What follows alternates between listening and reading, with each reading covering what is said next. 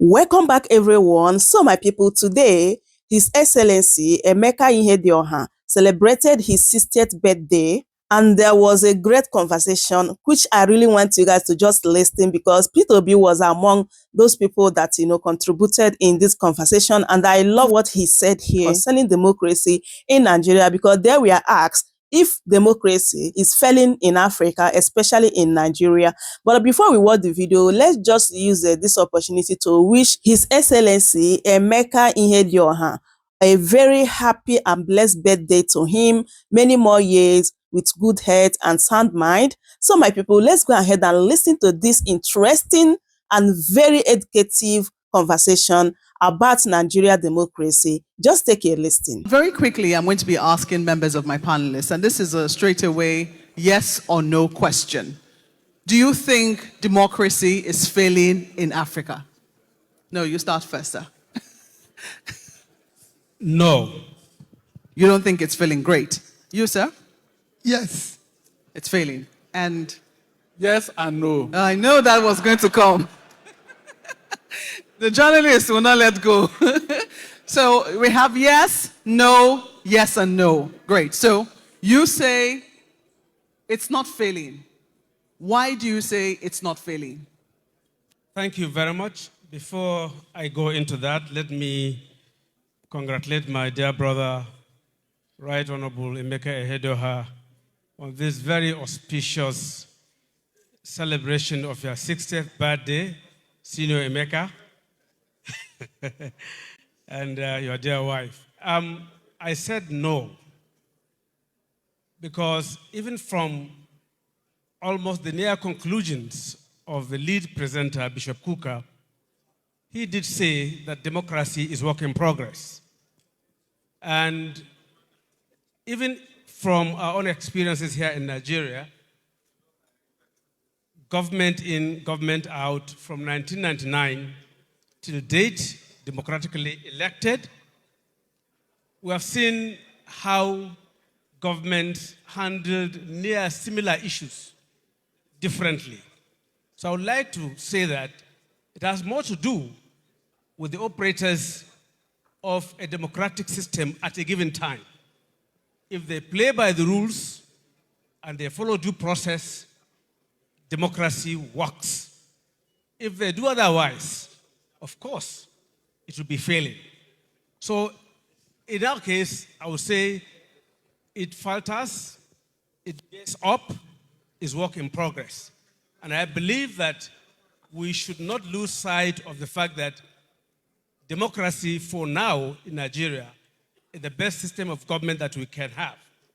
And it is our responsibility as players to walk the walk and walk the talk and ensure that it works in Nigeria and in Africa. Okay, fair enough. I was going to ask you one more question, but we have to get round the panel. So you say, yes, it is failing. Why do you say so? Well, if you look at what Bishop Kuka said, he says it's work in progress.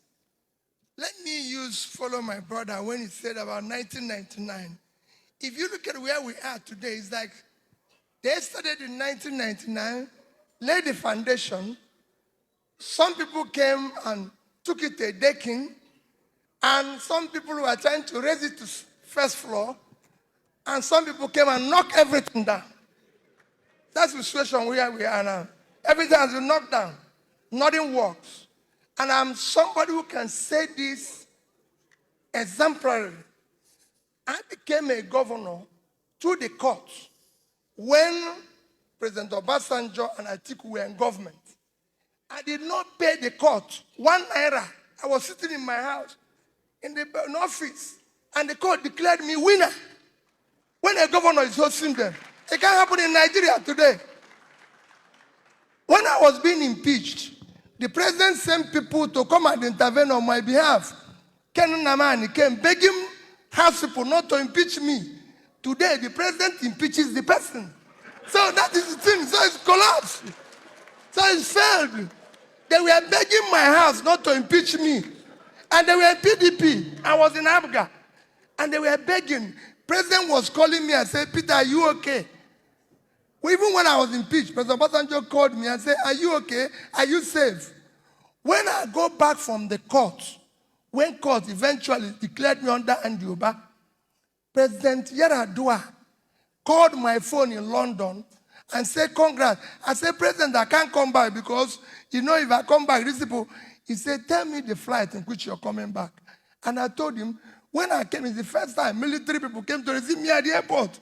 I couldn't believe it and took me straight to him. Now the president will ask me not to come back here again. So it's failed. Let's talk about how we are going to rebuild it. It's collapsing.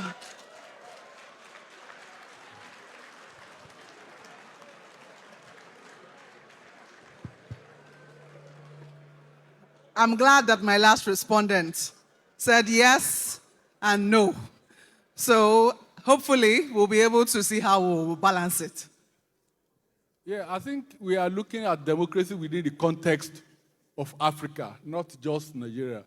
And I listened to the speaker very well. He talked about the challenges, but I'll go even further. I don't know whether many of us were aware of the meeting last week in Qatar between the president of Rwanda and the president of the Democratic Republic of Congo over the war that has been going on there.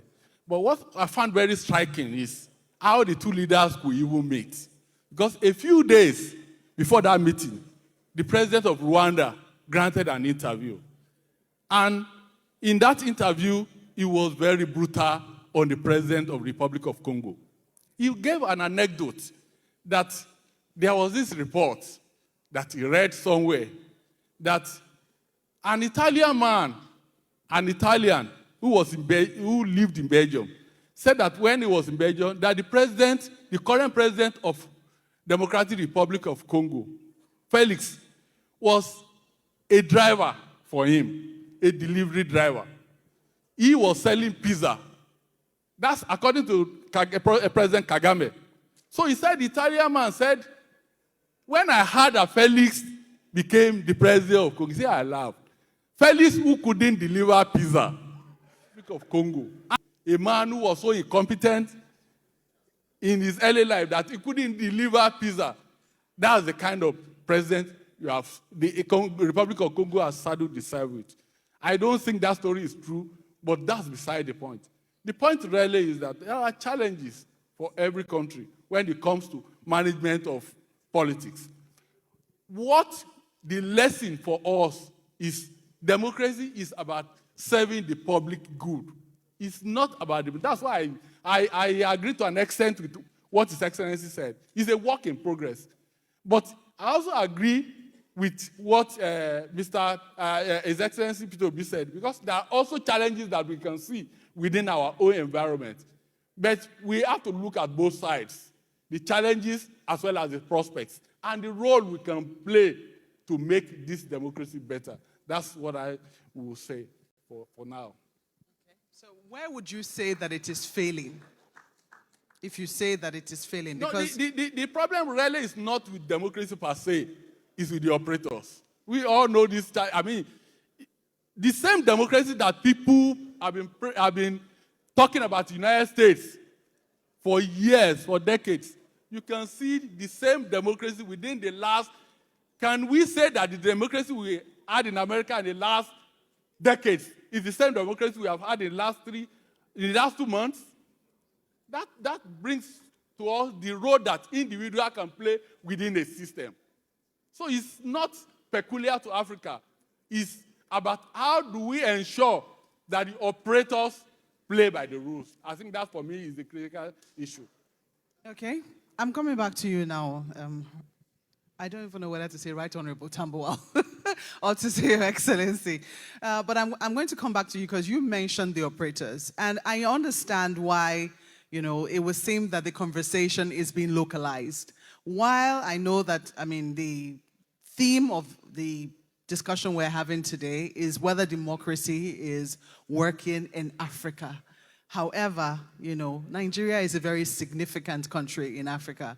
You have said democracy is working. There have been many times that, we've talked about how we need to define what our own democracy is. We heard Bishop Coker give a number of definitions. We also heard former President Olusegun Obasanjo give a number of definitions. But there are those who have talked about homegrown democracy, Afrocentric democracy. I don't know whether, is it the nature of the definition of democracy that is the problem here in Africa, particularly in Nigeria? Or is it, as you've said, the operators not simply wanting? In those times, By 2/3, each member had to vote. each member had to vote. And you know that Parliament is guided by the Constitution, by its rules, and by precedents. In this same National Assembly, we have the same Constitution, in a way, under Section 305. It has not been amended since the commencement of this democracy. We have our standing rules, and we have precedents of how 2/3 were able to be established in those instances where emergency was declared in Plateau, emergency was declared in Borno, Adamawa, and Yobe. And we stuck by the rules. And we were guided by the Constitution. What happened in the last one? So I still insist that you need to check out the operators of the system.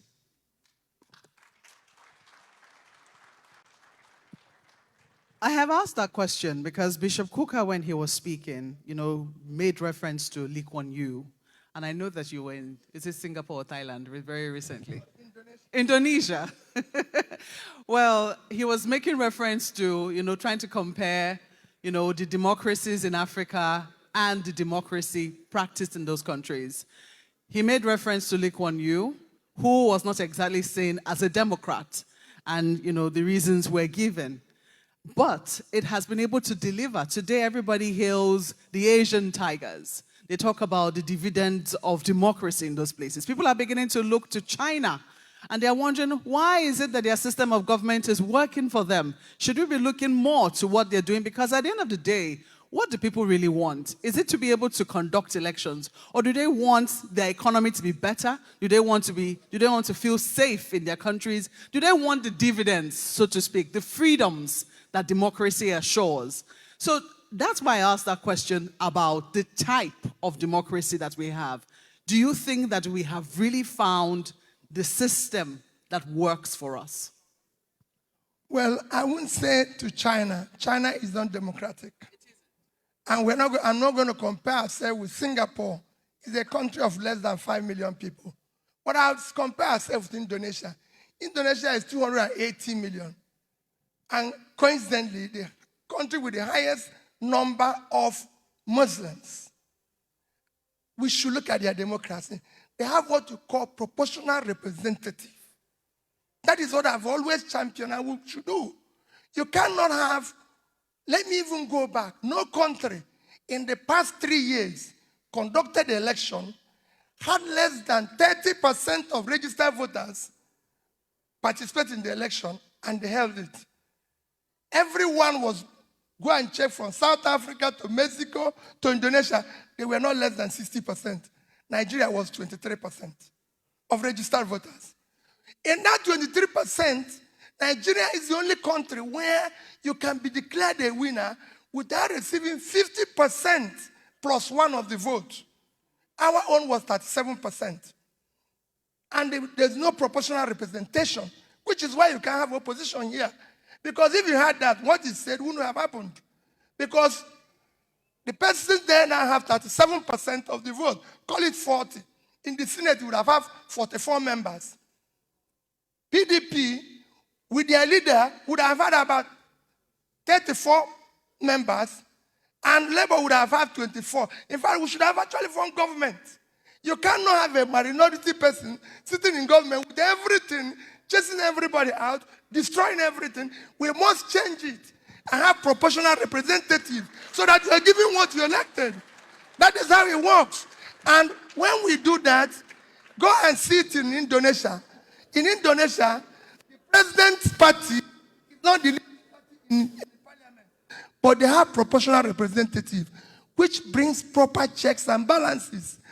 Like he said, it's the operators That is why I said it's fair. His argument showed that it's failing because the operators now have failed it. That is when we go back, it is failing. Let's spread this conversation. Let's extend it across Africa. Last year in the world, over 40 elections, national elections were conducted. In Africa here, I know that a number of countries, neighboring Ghana, Senegal, we witnessed quite a number of countries go to the elections, go to the polls. It does appear that, when we talk about this particular conversation, we are looking very strictly at Nigeria. What do you think we can learn? Because you have said yes and no. You have given examples of where you think it's working and where you think it's failing. What do you think that when we bring this conversation home, His Excellency Peter Obi has said we should look at Indonesia. What other African countries can we look at to say, this is working, this isn't? I think the bottom line at the end of the day is that democracy must serve the public good. I listened to Bishop Kuka when he was talking about Indonesia, Singapore. He could easily have talked about Rwanda, for instance, as a model in Africa, because at least people believe that the system is working for the majority of the people. Incidentally, I've never been to Rwanda, but I hear a lot of good things about Rwanda. But there are also people who believe that Rwanda is not a model. So that tells you about the way people reason about this democracy thing. Yeah, it's working for the ordinary people, but the elite are also complaining that there are issues of human rights, there are issues of justice. So at the end of the day, there is no perfect democracy anywhere in the world. But what is essential is that government, by any means, must serve the public good. I think, for me, that is the message we should all take from here. And at this point, I have to thank members of my panel. His Excellency, Right Honorable Sen Tambuwal, thank you so much for being on this panel. Your Excellency, Peter Obi, thank you so much for being on the panel. And my dear senior colleague, Olusegun Wadeni, thank you so much for being on this panel. So my people, that is it. I hope you guys had everything they discussed in this particular video concerning democracy in Nigeria. And I love what Peter Obi said here. He really said it as it is. He really spoke truth to power. We all know that we are not practicing any democracy in Nigeria. Even the recent event that happened in Nigeria is one of the evidence, because how can a president remove an elected governor? My people, who does that? So we should stop deceiving ourselves that we are practicing democracy, while in reality, there is nothing like democracy in Nigeria. So my people, that is it. Let me bring this update to you guys. I hope you truly enjoy watching. Don't forget to subscribe if today is your first time here. Share the video and give it a like. Thank you so much for watching. And I will see you guys in my next update. Goodbye for now. Welcome to Shammer Senior Steve.